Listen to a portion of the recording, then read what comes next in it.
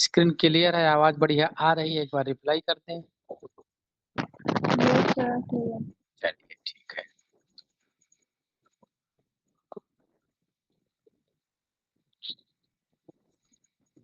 PV शैली, PV शैली इनका फुल नेम क्या है?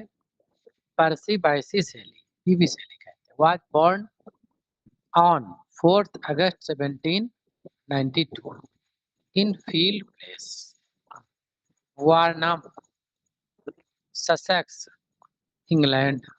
कई चीजें मिलती हैं, जैसे अपने गांव में कहते हैं फलानेपुर, फिर आगे आगे लग जाता है मजरे, फिर लग जाता है पोस्ट, फिर लग जाता है वाया, फिर लग जाता है तहसील, फिर आता है स्टेट, और फिर बड़ा जो है जो भी चीजें।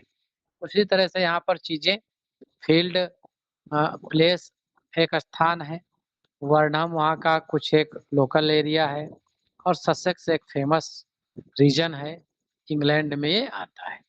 कब आता है? 4 अगस्त 1792 में इनका अर्थ होता है। He was the eldest son of sir Timothy शैली, a big member of parliament, and Elizabeth Pilford। के मम्मा पापा ध्यान रखने वाले हैं। मम्मी का नाम एलिजाबेथ पिलफोर्ड था और पिताजी का नाम टिमोथी शैली था। ये जो है मेंबर ऑफ पार्लियामेंट थे। His upbringing was the relatively sheltered, but he displayed early intellectual promise and rebellious spirit। ये एक ऐसे व्यक्ति थे जो उम्र में, कम उम्र पे ही जो है एक रिवोल्ट इनके विचारों में देखने को मिलने लगा था। काफी ये बुद्धिमान व्यक्ति थे, और उसके साथ साथ में सामाजिक कुछ रीतियां, कुछ वहाँ की व्यवस्थाएं, उन पे इनके विचार नकारात्मक देखने को मिलने लगे थे शुरुआती दौर में। Shelley attended Syon House Academy, later Eton College. Syon House पहले पढ़े हैं प्राथमिक, फिर ईटॉन कॉलेज जो है उन्होंने ज्वाइन किया। Where he faced bullying due to his aloofness and eccentricity. His time at Eton greatly influenced his non-conformist character. Shelley entered University College, Oxford। आप ऑक्सफोर्ड जाते हैं in 1810, but he was expelled in 1811। क्यों भगा दिए जाते हैं वहां से? Published the pamphlet The Necessity of Atheism। एक पोलेमिक इनका पंफलेट आ जाता है 1811 में, 10 में जाते हैं, 11 में पंफलेट आ जाता है, और ये पंफलेट इतना विवादित होता है कि इनको जो है स्कूल से, वहाँ कॉलेज से एक्सपेल्ड कर दिया जाता है, भगा दिया जाता है। सेली मैरिड हैरियट वेस्टब्रूक, ये इनकी फर्स्ट वाइफ होती हैं। 1811 में जो है इनसे शादी होती है। But the marriage deteriorated due to the personal and philosophical differences after Harriet's tragic suicide in 1816। मात्र 5 साल के बाद जो है 16 में जो है इनका सुसाइड, एक वैली से इनकी लाश मिलती है। Shelley married Mary Godwin, Mary Godwin जो कि जो है गॉडविन इनके जो गुरु थे उन्हीं की लड़की थी, उसके साथ शादी कर लेते हैं। इनकी लाइफ में इलोपमेंट बहुत ही जुड़ा रहा है। हैरियट वेस्टब्रूक के साथ भी इलोपमेंट किया था, और मेरी गॉडविन के साथ में भी इलोप कर गए थे। The future future author of Frankenstein, Frankenstein का बाद में वर्क भी इन्हीं के नाम होता है। Their relationship while intellectual productive was marked by financial struggle, emotional challenges and the death of several of their children। इनके कई बच्चों की मृत्यु हो गई और फाइनेंशियली जो है काफी परेशान भी रहे। From 1880 Sally and Mary lived in Italy। Italy का जो पीरियड आपसे पूछ लिया जा सकता है तो 1818 में इटली में रहे हैं। Where he produced some of his greatest work as Prometheus Unbound and the Triumph of Life। ये इनके थोड़ा बहुत फेमस वर्क है। ये इटली में आते हैं, इसलिए ध्यान रखने वाली बात है कि कहाँ पे पब्लिश, कहाँ से जब रह रहे थे तो कब पब्लिश कराए थे। He died tragically in a boating accident on 8 जुलाई 1822 एट द एज ऑफ 29। ये जो है बोटिंग कर रहे थे, नाव चला रहे थे और वहीं पर एक्सीडेंट दुर्घटना हो जाती है, उनकी मृत्यु हो जाती है 8 जुलाई 22 को। उनकी एज तब जो है 29 साल की मानी जाती है। His body was the cremated at and his ashes were interred in the Protestant cemetery in Rome। उनकी बॉडी क्रेमिटेट करी गई थी, उनके एसेस जो है सेमेट्री और रोम में जो है स्थापित करे गए थे। लिटरेरी करियर और मेजर वर्क की अगर हम बात कर लें, Shelley's literary career was the prolific, through the much of his work remained unpublished or was poorly received during his lifetime due to its radical content। इनके ज्यादातर वर्क जो है काफी विवादित रहे हैं, उकसाने वाले रहे हैं, रेडिकल रहे हैं, इसलिए इनके लाइफ के टाइम पर बहुत ज्यादा पब्लिक के द्वारा पसंद नहीं किए गए थे, क्योंकि उसमें कुछ रेडिकल कंटेंट ये जरूर डाल देते थे। Early work and radical writing की अगर हम बात करें, शैली has early poetry was shaped by his interest in Gothic literature. ज्यादातर गोथिक लिटरेचर इनका रहा है एंड सुपर नेचुरल चीजें भी इसमें इन्होंने दिखाई है। Evident in the work like Zastrozzi 1810 में आती है and ST. Irvyne's or the रोसी क्रूसियंस 1811। ये कुछ ऐसे हैं जिनमें या तो गोथिक के एलिमेंट्स मिलते हैं या फिर सुपरनेचुरल एलिमेंट्स इन वर्क्स में मिलते हैं, और ये इनके अर्ली वर्क जो है कंसीडर किए जाते हैं। द नेसेसिटी ऑफ एथीस्ट 1811 में आता है। को अथर्ड, ये बहुत इंपॉर्टेंट है, थॉमस जेफरसन हॉग, इनके साथ कोलैबोरेशन में ये पंफलेट आता है, और इनके साथ में थॉमस हॉब को भी यूनिवर्सिटी से एक्सपेल्ड कर दिया जाता है। तो ये क्वेश्चन ये बन जाता है कि शैली के साथ में इनके किस फ्रेंड को जो है एक्सपेल्ड कर दिया गया था। तो या तो सीधे थॉमस हॉग लिखा मिलता है, और जेफरसन हॉग मिल जाए तो अचंभित न होइएगा, इनका पूरा नाम है। This pamphlet attacked religious dogma leading to Shelley's expulsion from Oxford। कहाँ से एक्सपेल के आते हैं? कैम्ब्रिज, ऑक्सफोर्ड, वर्जीनिया, जो भी नाम दे दे तो ध्यान रखिए ऑक्सफोर्ड से। It mark the beginning of his life long critic of institutional religion. यहाँ से जो है जो धार्मिक संस्थाएं थी उनके ये निशाने पर आ गए। क्वीन मॉब 1813 में आता है। A utopian poem that combined the political and philosophical idea with radical notions of free love, atheism, and republicanism. Shelley distributed his privately to avoid prosecutions of sedition and blasphemy। ये सारी चीजें इनके ऊपर आरोप लगते रहे हैं, और इसी थीम को इन्होंने क्वीन मॉब में डिपिक्ट कर दिया। ये 2-3 वर्क ऐसे थे जो इनके रेडिकल वर्क माने जाते हैं। कौन से? एक तो आपका नेसेसिटी ऑफ एथेइज्म, और दूसरा क्वीन मॉब। इसमें भी इन्होंने धर्म पर बहुत अच्छा खासा जो है इन्होंने अटैक किया है। इसके साथ-साथ में हम इनके अगर ऑल वर्क्स की बात करें कि कौन-कौन से इनके वर्क्स हैं, जो यहाँ से क्वेश्चन बनाता है आयोग कि कौन सा इनका वर्क है, कौन सा इनका वर्क नहीं है, तो फिर ये हमारे काम आएँगे।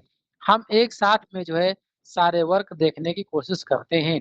पोएट्री, पहले तो ये देख लीजिए कि जनरा कौन-कौन से इन्होंने लिखा है। एक तो पोएट्री लिखा है इन्होंने, और पोएट्री के बाद जो है ड्रामा भी लिखा है, फिक्शन भी लिखा है इन्होंने, शॉर्ट प्रोज वर्क लिखा हुआ है, ऐसे भी लिखा है, ये भी प्रोज में आता है, और इन्होंने चैट बुक्स लिखा हुआ है। चैट बुक्स क्या होती हैं? एक छोटे से गुटका टाइप में, जैसे अपने यहाँ मिल जाते हैं मार्केट में। पहले डिक्शनरी भी गुटका टाइप में आती थी, और इसके पहले उस समय रोमांटिक एरा में इंग्लैंड में चैट बुक्स, जैसे आज की डेट में मैगज़ीन्स आती हैं, उस समय चैट बुक्स बहुत फेमस हुआ करती थी। और कभी-कभी तो चैट बुक्स जो है एक काठ पे लिखी हुई होती थी, एक पन्नी जो है काठ की पन्नियाँ होती थी, उसपे लिखी होती थी। छोटी-सी बुक टाइप में होती थी, एज़ ए पॉकेट बुक कह सकते हैं। जो मैगजीन की तरह लोग पढ़ते थे, उसमें पोइम्स हो या कोई स्टोरी हो, ये सब उसमें लिखी हुई करती थी। ट्रांसलेशन भी इन्होंने किया है और कोलैबोरेशन वर्क भी इनके आए हैं, मैरी शैली जो इनकी वाइफ है उनके साथ के। अब हम देख लेते हैं कौन-कौन से इनकी पोएट्री है, कौन-कौन से इनका प्रोज वर्क है, कौन-कौन से इनके ऐसे हैं। सबसे पहले देखते हैं हम इनकी पोएट्री में original poetry by the Victor and Cazire. ये कोलैबोरेटिव वर्क है किसके साथ में?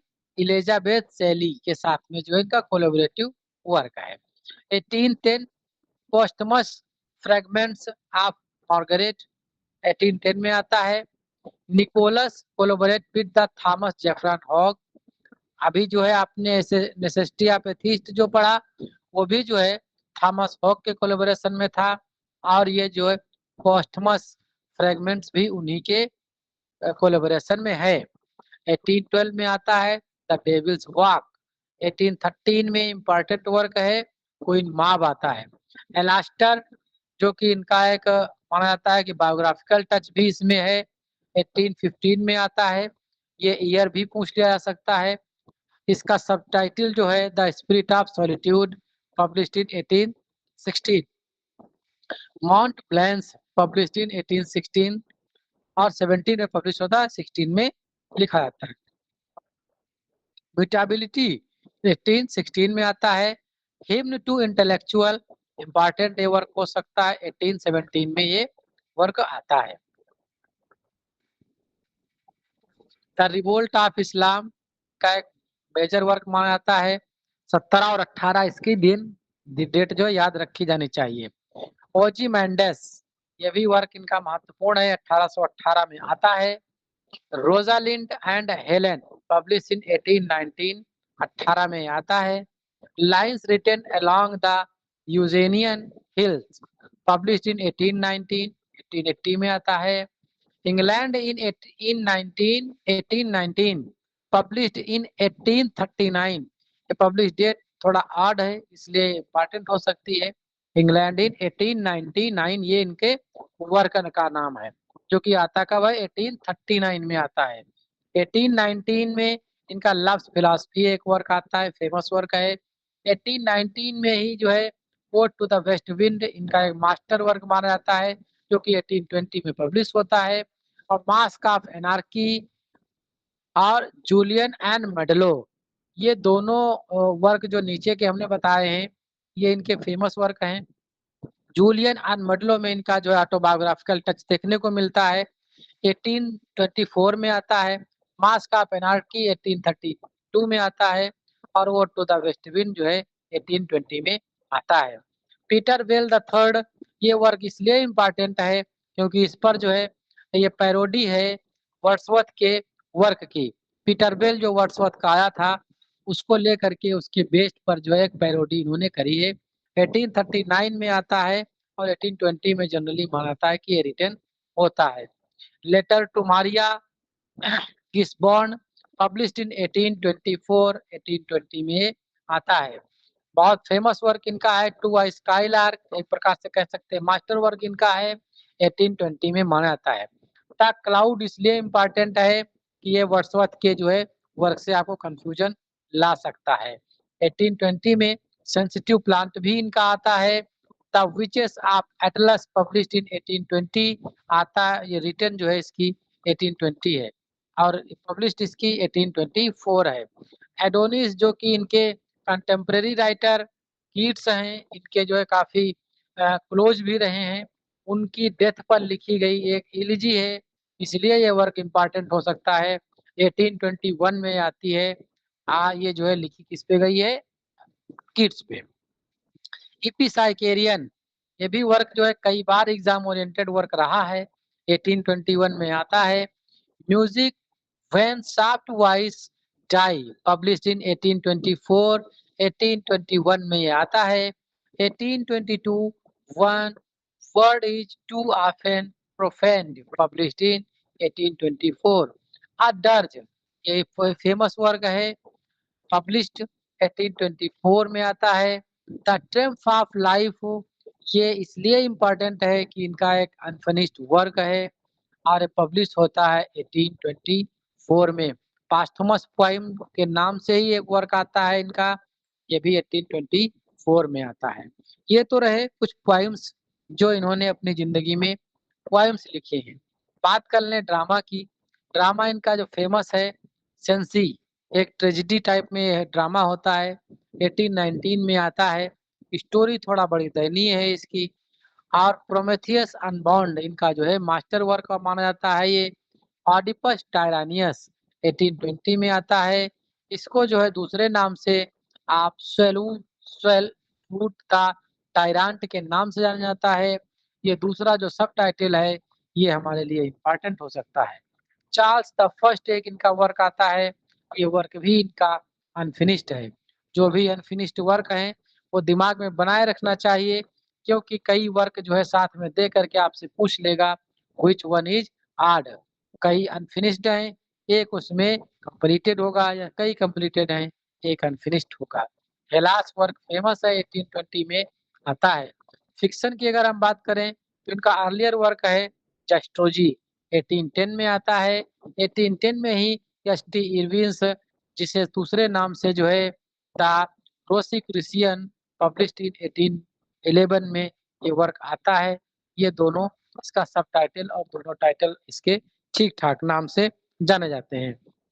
शॉर्ट प्रोज वर्क में जो है the assassin a fragment of romance 1814 में आता है। कॉलेजियम आ फ्रेगमेंट 1817 में आता है। ये शॉर्ट प्रोज वर्क है। The Elysian fields a Lucianic fragment una favola a fable, ये वर्क इम्पोर्टेंट है। ओरिजिनली ये वर्क जो है इटालियन में है, इसलिए जो है एग्जामिनर की नजर में ये वर्क आ सकता है। ये भी एक शॉर्ट प्रोज वर्क है। जनरली इन्होंने पोइम लिखा है, जनरा भी इसका आपसे पूछा जा सकता है। जैसे कि हम बात करें अगर the necessity of atheism with T G. Hawks 1811 में आता है। और पोएटिकल एसे, ये इम्पोर्टेंट है, एक्सिस्टिंग स्टेट ऑफ थिंग्स 1811 में आता है। An address to the Irish people और 1812 में आता है। डिक्लेरेशन ऑफ राइट्स 1812 में आता है। अ लेटर टू लॉर्ड इलबर्ग 1812 में आता है। विंडिकेशंस ऑफ नेचुरल डाई, ये देखने वाला वर्क है, 1813 में आता है। रिफ्यूटेशन ऑफ डेइज्म 1814 में आता है। स्पेकुलेशन ऑन मेटाफिजिक्स 1814 में आता है। On the vegetable systems of diet, ये वर्क जो है ये कई बार नेट में पूछा गया वर्क है और मॉडर्न वर्क माना जाता है। 1814 और 15 के बीच में आता है। फाइनली ये 1921 में ये पब्लिश होता है, काफी दिन के बाद। ऑन आ फ्यूचर स्टेट 1815 में आता है। और 1815 वर्क इसका लिए इम्पोर्टेंट है, वर्ड्सवर्थ के भी कई वर्क इसमें आते हैं। On the punishment of death है। स्पेकुलेशन ऑन द मोरल है। ऑन क्रिश्चियनिटी इनकम्प्लीट वर्क इनका माना जाता है 1817। और फाइनल पब्लिश जो है 1859 में होता है। जनरली इनके वर्क 1810 से लेकर के 1818 1820 तक के ही वर्क आते हैं। इसके अलावा जो वर्क 1822 के बाद वर्क इनके आते हैं, या पोस्टमसली पब्लिश होते हैं, या काफी दिन के बाद पब्लिश होते हैं, वो एग्जाम ओरिएंटेड वर्क हो सकते हैं। ऑन लव, ये इनका जो है एक फेमस वर्क है। On the literature, the art and the manners of the Athenian 1880 में आता है। ऑन द सिम्पोसियम और a preface to banquet of Plato 1880 में। Frank on Frankenstein 1880, published in 1832। On life, on life, on love, ये ध्यान रखना Shelley के work हैं। A philosophical view of reform 1819 and 20, first publish in 20। और defence of poetry, इसमें कई जो है इन्होंने डिफिनेशंस और पोइट्री पे विचार दिए हैं, इसलिए ये वर्क काफी इम्पोर्टेंट हो सकता है।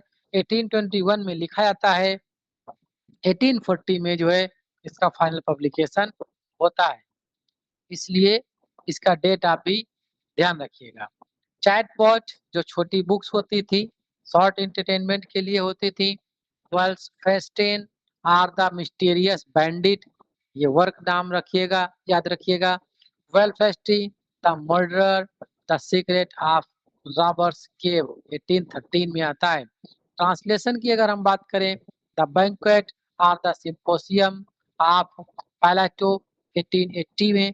First published in unbowdlerised from 1931। Ion of Plato 1821 में। ये ट्रांसलेशन है इनके, किसके, पीवी शैली के। कोलैबोरेटिव वर्क की अगर हम बात कर लें तो 1817 में हिस्ट्री ऑफ 6 वीक्स टूर, ये जो है इन्हीं की वाइफ के साथ में कोलैबोरेटिव वर्क इनका है। प्रोसेरपाइन 1820 में आता है, और मिडास, ये भी इनका कोलैबोरेटिव वर्क है। तो आज हम लोगों ने पीवी शैली की बायोग्राफी पढ़ी, और जितने उन्होंने वर्क अपनी लाइफ में लिखे हैं जो हमारे एग्जाम के पॉइंट ऑफ व्यू से इम्पोर्टेंट हो सकते हैं, लगभग एट ए ग्लांस हम लोगों ने यहाँ पर देखने की कोशिश करी है। आगे के सेशन में जो है, यानी कि कल, हम इनके कुछ डिटेल वर्क्स जो मेजर पोएटिक वर्क हैं उनको जो है उनके फीचर के साथ में डील करेंगे, वर्स ड्रामा डील करेंगे, और फाइनल इनका क्रिटिसिज्म के साथ में इनका भी जो है अपनी स्टडी को कंप्लीट मानेंगे। तो आज का सेशन हमारा यहीं तक के, मिलते हैं आप लोगों से कल। यहाँ तक कि अगर किसी को कोई दिक्कत हो तो मुझसे बात कर सकते हैं, सवाल पूछ सकते हैं जी।